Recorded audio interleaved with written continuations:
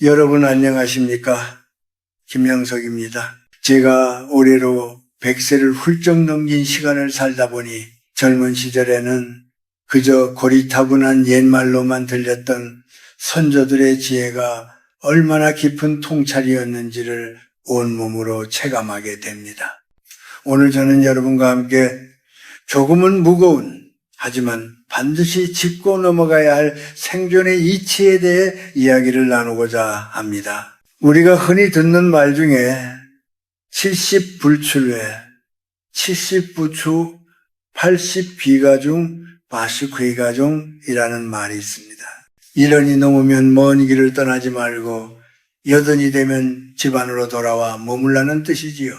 요즘처럼 100세 시대라고 외치는 세상에 70이면 아직 청춘이라며 산으로 들로 해외로 다니는 분들께는 참으로 맥 빠지는 소리처럼 들릴지도 모르겠습니다.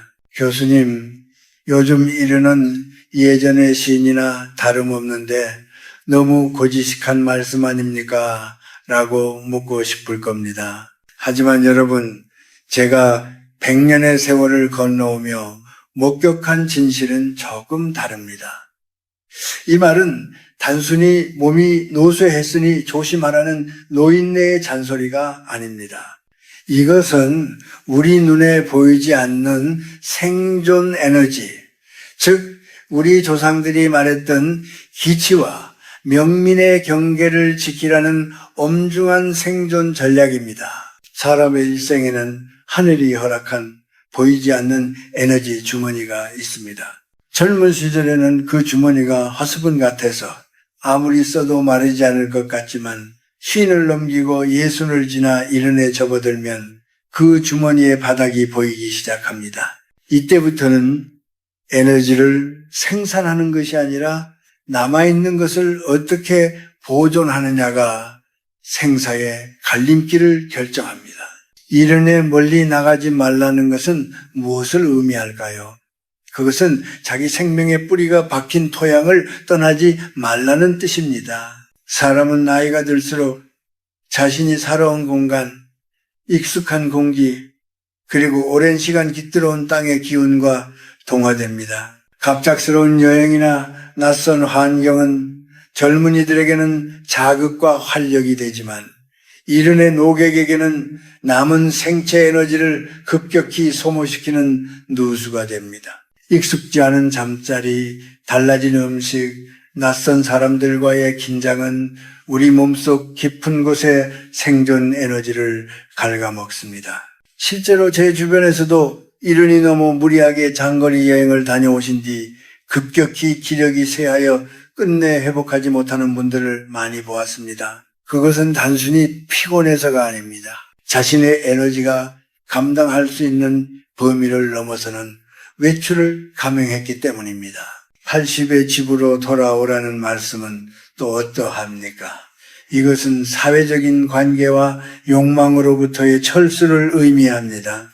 여드는 이제 밖에서 무언가를 이루거나 누군가에게 인정받으려 애쓸 때가 아닙니다. 오히려 자신의 내면으로 그리고 가장 평온한 안식처인 가정이라는 본질로 돌아와야 할 때입니다. 밖에서 에너지를 낭비하지 말고 집안의 따뜻한 온기 속에서 자신의 영혼을 보듬으며 남은 생을 정리하라는 뜻이지요. 만약 당신이 시인의 고개를 넘고서도 여전히 젊은 시절처럼 밖으로만 돌며 에너지를 흩뿌리고 있다면 고통은 결코 당신을 떠나지 않을 것입니다.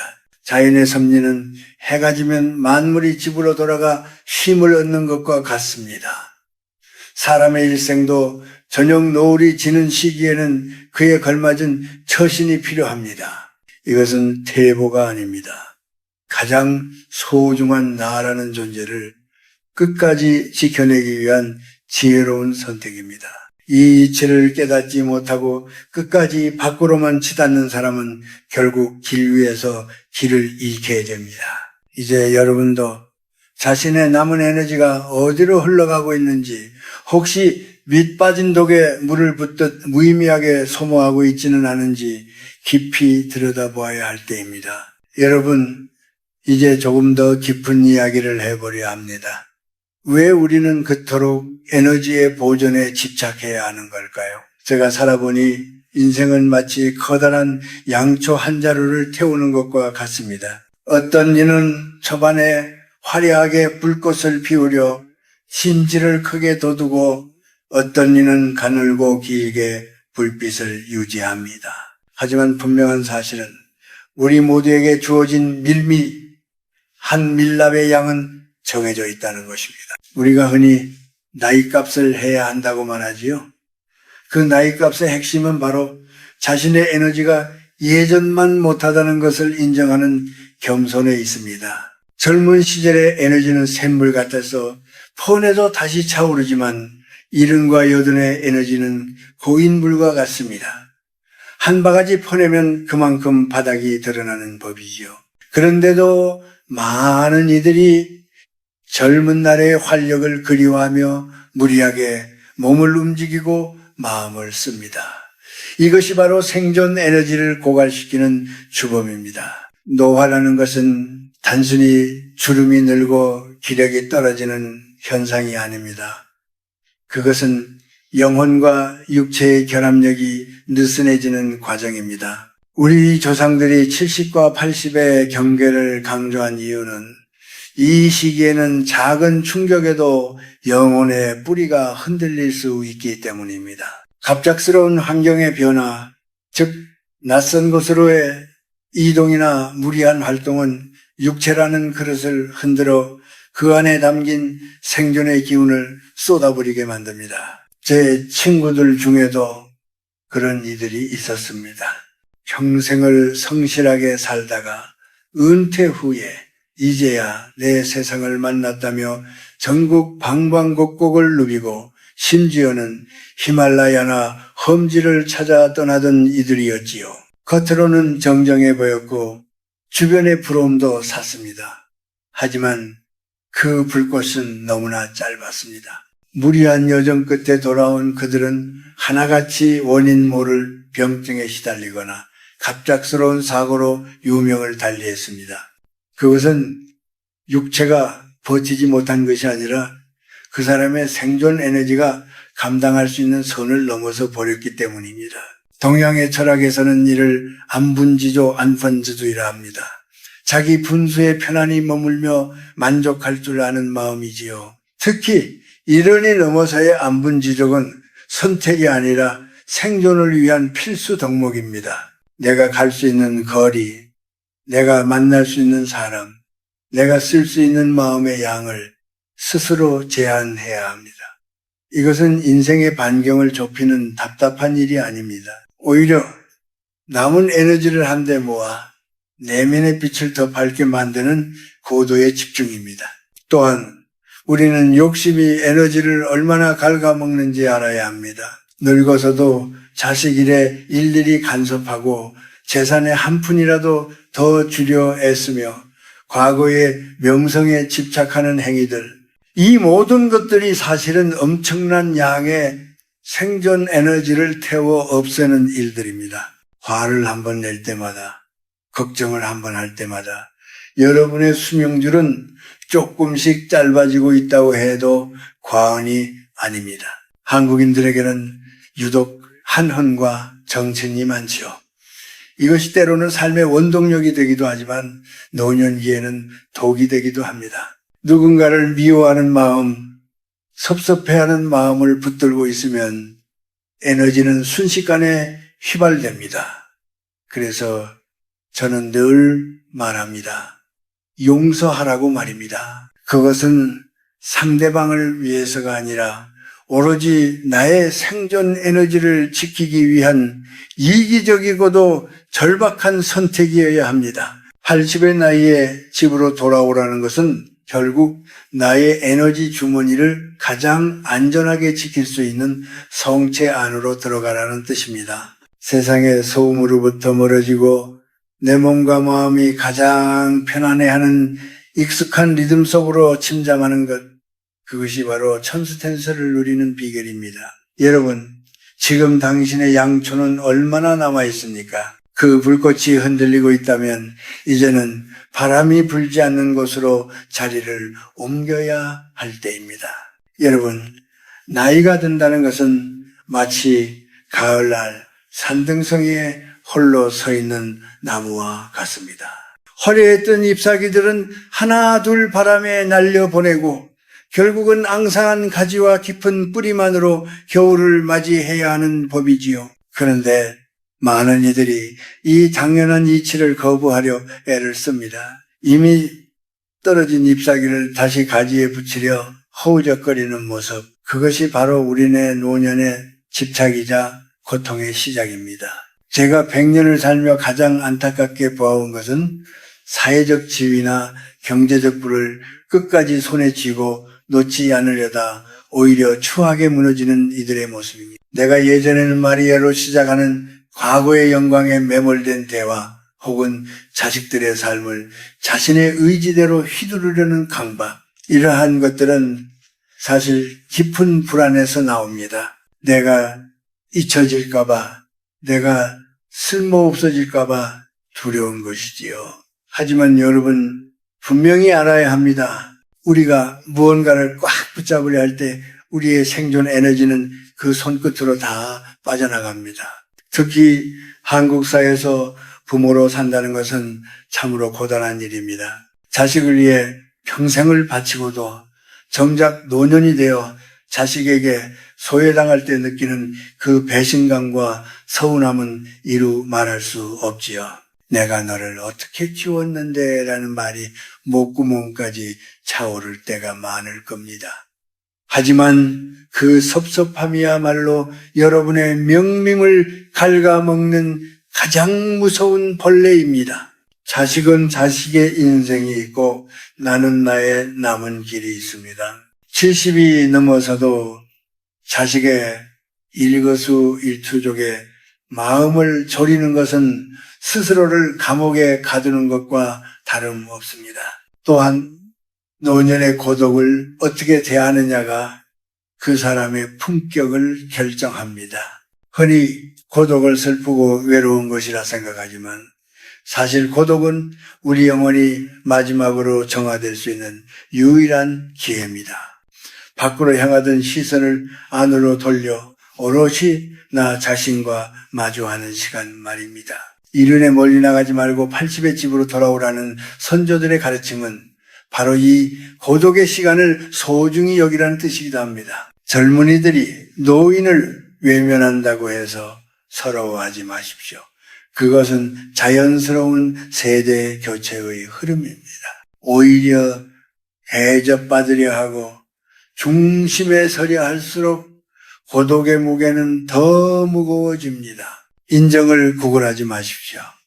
스스로를 존중하고 자신의 내면을 풍요롭게 채우는 노인은 굳이 밖으로 나가지 않아도 그 존재만으로 은은한 향기를 풍깁니다. 제가 만난 수많은 사람 중에서 가장 평온하게 생을 마무리한 이들은 모두 비우는 법을 아는 분들이었습니다. 통장의 잔고보다 마음의 빚을 먼저 정리하고 미워하던 이들을 마음속에서 방생해주며 하루하루 주어지는 소박한 밥상과 따뜻한 햇살에 감사할 줄 아는 분들 말입니다. 그분들은 고독을 친구 삼아 자신의 내면을 가꾸었기에 육체는 쇠락해도 영혼은 오히려 더 맑게 빛났습니다. 만약 지금 당신이 가난하거나 몸이 아프거나 혹은 주변에 아무도 없어 외롭다고 느낀다면 그것을 재앙이라 여기지 마십시오. 그것은 하늘이 당신에게 주는 마지막 신호일지도 모릅니다. 이제 그만 밖의 것을 탐하고 네 아내 집으로 돌아와 쉬어라는 다정한 권고 말입니다. 무거운 짐을 내려놓아야 비로소 발걸음이 가벼워집니다. 집착이라는 이름에 덫을 올리고 평온이라는 이름의 바다로 나아가는 지혜가 절실한 때입니다. 여러분, 이제 우리가 구체적으로 무엇을 버리고 무엇을 지켜야 할지 실천적인 지혜를 나누어 보려 합니다. 인생의 오후를 지나 저녁 노을을 바라보는 시기, 즉 50대 이후의 삶은 더하는 삶이 아니라 덜어내는 삶이어야 합니다. 창고에 물건이 가득 차 있으면 정작 필요한 물건을 찾을 수 없듯이 우리 마음과 일상도 마찬가지입니다. 가장 먼저 여러분의 주변에서 슬픈 기억이 깃든 물건들을 정리하십시오.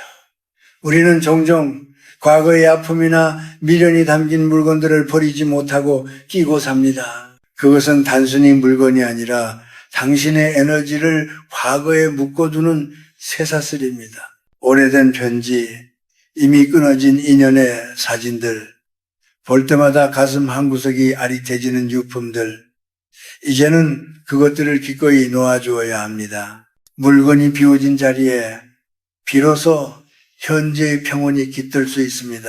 둘째로 입을 닫고 귀를 여는 연습을 하십시오. 나이가 들수록 우리는 자신의 경험을 과신하게 되고 남에게 훈수두기를 즐깁니다. 하지만 내가 해봐서 아는데라는 말은 젊은이들에게는 소음일 뿐이며 당신의 품격을 떨어뜨리는 지름길입니다. 특히 병치레에 대한 불평을 입에 달고 살지 마십시오. 아픔을 말로 내뱉을수록 그 통증은 당신의 뇌리에 더 깊게 각인되고 주변 사람들의 에너지는 고갈됩니다. 진정한 어른은 자신의 아픔을 조용히 다스리며 타인의 말에 빙글에 미소 지어줄 줄 아는 사람입니다. 또한 누군가 나를 무시하거나 자존심을 건드리는 상황이 올 때에 처신이 중요합니다. 젊을 때는 맞서 싸우고 시시비비를 가려야 속이 시원했겠지만 70과 80을 바라보는 나이에는 그럴 힘조차 아껴야 합니다. 누가 나를 욕하면 저 사람은 그렇게 생각하는구나 하고 흘려버리십시오. 흙탕물이 튀었을 때 바로 닦으려 하면 오히려 옷을 더럽히지만 가만히 두면 말라서 저절로 떨어져 나가는 법입니다. 침묵은 가장 강력한 방어이자 가장 고귀한 복수입니다. 관계를 정리하는 것 또한 생존 에너지를 지키는 핵심입니다. 만나고 나면 기운이 빠지는 사람, 늘 부정적인 말만 늘어놓는 사람, 옛날 고니만 내세우는 동창들과의 만남을 과감히 죽이십시오. 이제는 의리 때문에 억지로 나가는 자리를 만들지 않아도 됩니다. 그 시간에 혼자 숲길을 걷거나 평소 읽고 싶었던 책을 한 페이지 더 읽는 것이 당신의 생명을 연장하는 길입니다. 우리가 흔히 말하는 소식, 비단 음식에만 해당하지 않습니다. 정보의 소식, 감정의 소식도 필요합니다. 텔레비전이나 스마트폰에서 쏟아지는 자극적인 소식들에 일희일비하지 마십시오. 세상 돌아가는 일에 너무 발그려 애쓰지 않아도 됩니다. 내 몸의 감각에 집중하고 오늘 아침 마시는 차 한 잔의 온기에 집중하는 것, 그것이 바로 80의 집으로 돌아온 자가 누려야 할 특권입니다. 마지막으로 사과하는 법을 배우십시오. 살면서 본의 아니게 누군가에게 상처를 주었다면 자존심을 내려놓고 먼저 미안하다 말하십시오. 용서는 남을 위한 선심이 아니라 내 마음에 맺힌 덩어리를 풀어내어 남은 생을 가볍게 만들기 위한 마지막 청소입니다. 마음속에 맺힌 것이 없어야 잠자리가 편안하고 잠자리가 편안해야 내일의 해를 기쁘게 맞이할 수 있습니다. 비우고 절제하며 고요히 머무는 것, 이것이야말로 세파에 흔들리지 않고 노년의 아름다움을 완성하는 기술입니다. 여러분의 집을 그리고 여러분의 마음을 가장 단순하고 깨끗하게 만드십시오. 그것이 바로 여러분의 영혼이 안식할 최고의 궁전입니다. 이제 긴 이야기를 마무리할 시간이 되었군요. 우리는 지금까지 70과 80이라는 나이가 갖는 상징적인 의미와 그 시기를 살아가는 지혜로운 태도에 대해 함께 나누어 보았습니다. 마지막으로 제가 여러분께 전하고 싶은 말은 잘 늙어가는 것은 결국 잘 헤어지는 법을 배우는 과정이라는 사실입니다. 인생의 마지막 문턱에 서면 우리는 누구나 홀로 그 문을 넘어야 합니다.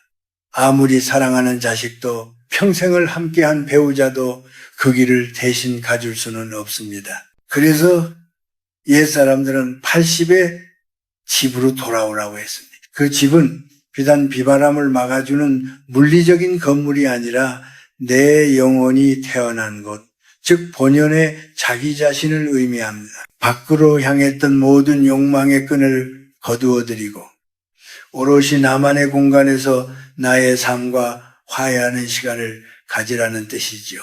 진정으로 장수하는 사람, 즉 천수를 누리는 사람은 단순히 숨을 오래 쉬는 사람이 아닙니다. 자신의 삶을 후회 없이 정리하고 남아있는 이들에게 따뜻한 기억을 남기며 오는 죽음을 평온하게 맞이할 준비가 된 사람입니다.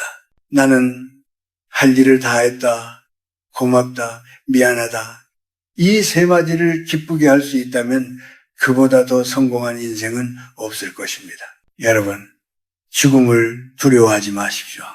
오히려 두려워해야 할 것은 죽음이 눈앞에 왔을 때조차 탐욕과 원망의 끈을 놓지 못해 괴로워하는 자신의 모습입니다. 이른에 멀리 나가지 말라는 경고를 무시하고 밖으로만 돌던 이들은 정작 돌아와야 할 때 돌아올 길을 찾지 못해 방황하게 됩니다. 몸이 여기저기 아프고 예전 같지 않은 것은 자연이 우리에게 주는 이별의 예보입니다. 이제 무거운 짐을 내려놓을 준비를 하렴 하고 다독이는 어머니의 손길 같은 것이지요. 제가 100년을 살아보니 인생에서 정말 중요하다고 생각했던 것들, 돈, 명예, 자존심, 이 사실은 한낮 아침 안개와 같다는 것을 알게 되었습니다. 결국 남는 것은 내가 누군가에게 주었던 따뜻한 말 한마디, 그리고 내 마음속에 간직한 평화뿐이었습니다. 그러니 신을 넘기고 60, 70이 된 여러분, 이제는 남의 눈치를 보거나 남과 비교하며 스스로를 괴롭히지 마십시오. 당신은 그 자체로 충분히 수고했고 이제는 평온해질 자격이 있습니다. 이 영상이 끝나면 잠시 눈을 감고 자신의 호흡을 느껴보십시오. 들이마시고 내뱉는 이 단순한 순환 속에 우주의 이치가 담겨 있습니다. 당신의 몸이라는 집을 정성껏 청소하고 마음의 창을 닦아 마지막 노을을 감상할 준비를 하십시오. 70의 신중함과 80의 고요함이 당신의 남은 생을 축복으로 바꿀 것입니다. 부디 무리하지 마십시오. 너무 애쓰지도 마십시오. 그저 흐르는 강물처럼 자연스럽게 당신에게 주어진 시간을 소중히 여기며 하루하루를 은혜로 채워가시길 바랍니다. 저는 비록 100세가 넘은 노인이지만은 오늘 아침 창가에 비친 햇살이 참으로 고마웠습니다. 여러분의 삶에도 그런 작고 소박한 기쁨들이 가득하기를 진심으로 기원합니다. 건강하고 평안하십시오.